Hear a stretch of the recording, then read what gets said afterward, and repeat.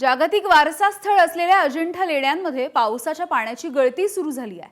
हजारो वर्षांपूर्वी दगडामध्ये कोरलेली चित्र, शिल्प आणि स्थापत्य कलेचा अद्भुत वारसा म्हणून अजिंठा लेण्यांची जगभरात ओळख आहे। मात्र याच ऐतिहासिक आणि जागतिक वैभवावर आता पावसाच्या पाण्याचं संकट ओढावलंय। पावसामुळे अजिंठा लेण्यांमधील 3 लेण्यांच्या प्रवेशद्वाराच्या छताला गळती लागली। लेणी क्रमांक 17, 16 आणि लेणी क्रमांक 1 यांच्या प्रवेशद्वारावरच्या छतामधून पावसाचं पाणी सध्या झिरपतंय। गळतीमुळे पाणी थेट लेण्यांच्या दालनामध्ये पडत असल्याचे चित्र आहे। धक्कादायक बाब म्हणजे पाणी जमिनीवरती पडू नये म्हणून चक्क प्लास्टिकच्या बादल्या लावण्याची वेळ प्रशासनावरती आली आहे।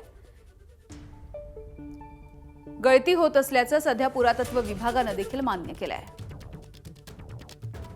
अजिंठा केव्ज जे आहेत ते पहाडामधनं कावड करून बनवलेले आहेत।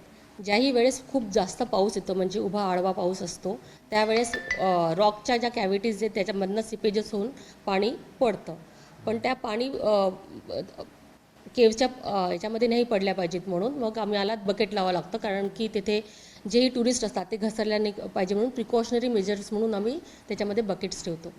आणि आताही त्याच्यामुळे तिथल्या कोणत्याही शिल्पांना जास्त धोका नाही आहे। वरती काही ड्रेन आहेत त्या ड्रेन नेहमी पिरियडिकली आम्ही त्याला क्लीन करत असतो म्हणजे पाणी आतमध्ये नाही झिरपलं पाहिजे आणि त्या ड्रेनने ती पाणी ड्रेन आउट झालं पाहिजे। तर या सगळ्या प्रकाराच्या संदर्भात पर्यटकांनी नाराजी व्यक्त केली। अजिंठा लेण्यांमध्ये ती सुरू झालेली आहे ती बऱ्याच वर्षापासून चालू आहे, परंतु पुरातत्व विभाग त्याकडे अक्षम्य दुर्लक्ष करून पर्यटकांची नाराजी ओढवून घेत आहे आणि त्यामुळे पर्यटक कमी होतील।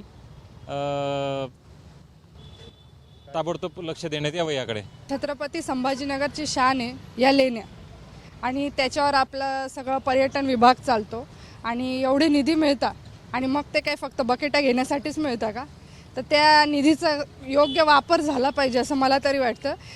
खरं तर हे पर्यटन विभागाचं दुर्दैव आहे की त्यांनी त्याची काळजी घेत नाहीत प्रॉपर। तर पर्यटन विभागाने ते जागतिक लेवलचं पर्यटन स्थळ आहे तर त्या लेण्यांची जतन आणि संवर्धन पर्यटन विभागाने स्वतःने जातीने लक्ष देऊन करायला पाहिजे, ही त्यांची नैतिक जबाबदारी आहे।